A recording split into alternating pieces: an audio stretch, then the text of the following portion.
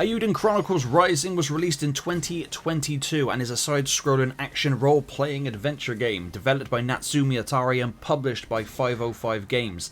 Now, this is basically a prelude or prequel, whatever you want to call it, to the more recently released Eiyuden Chronicles 100 Heroes, which was crowdfunded and I think was one of, or if not the most crowdfunded video game ever, I think. I think so. Now, this game is released out on Nintendo Switch, PlayStation 4 and 5, PC, and Xbox series of families and stuff.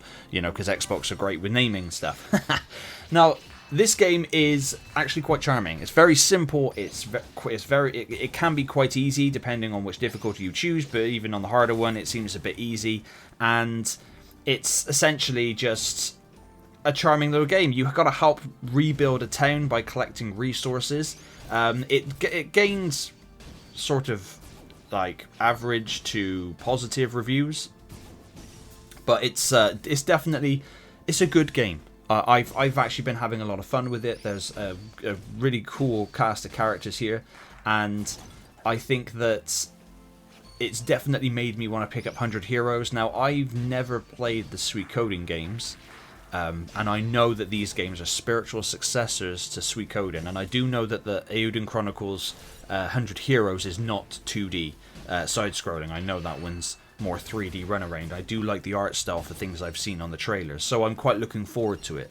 But with Rising, it's like 2.5D platforming stuff.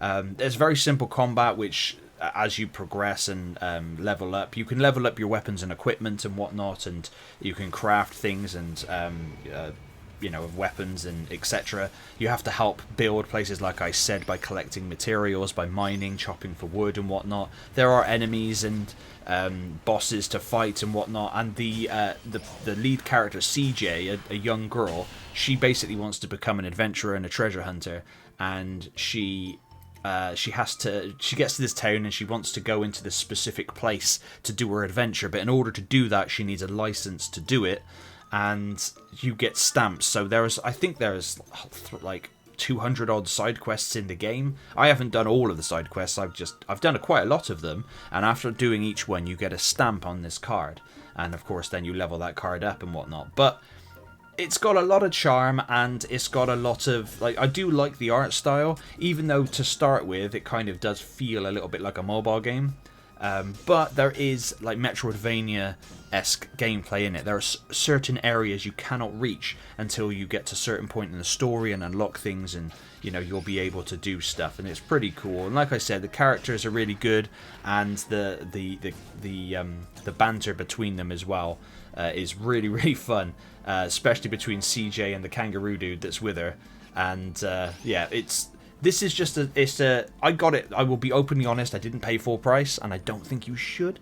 I think this game is definitely worth it if you can pick it up for less than a £5. I got it for £3 on the PlayStation Store on sale, and I'm happy. I think it's a pretty cool game. It's got me excited. It's not overly long. It's got about 31 main missions, which can be done in about 10 hours ish. If you just want to play on with that, then obviously move on to 100 Heroes. But because I haven't played 100 Heroes, I don't know how pivotal this one is into understanding 100 Heroes. So that one may require more research on your part. I mean, you know me. I always say I'm not a YouTuber. Like, that's not my job. I work full time in the real world and do things, and I'm a video gamer who plays video games. So my channel is essentially just, if you were my friend and you were asking me, hey, I like that game, what's that about? And I'm just telling you what it's about, essentially. So that's why I don't tend to. I've got 2 young children and whatnot, and don't get me wrong, one day I'd love to be able to have the time to go in full depth and use big long words and whatnot to create these elaborate videos, but I mean, I personally don't think they're necessary. At the end of the day, if the game is fun, I think that's all that matters. And this game is fun. Very simple, nothing special, but it is fun, and it is quite well written in places. But let me know in the comments down below if you've checked out Eiyuden Chronicles Rising. Like I said, definitely worth picking up, but more definitely on the cheap. The cheaper you can, the better. But I don't mean that shade towards the game, because it is a cool little game. It's just but that's what it's intended to be, as a cool little game. So it should have released it like a tenner anyway. But they're never going to do that because they want the cheddar, don't they? But like I said, let me know what you think. As always, thank you very much for watching.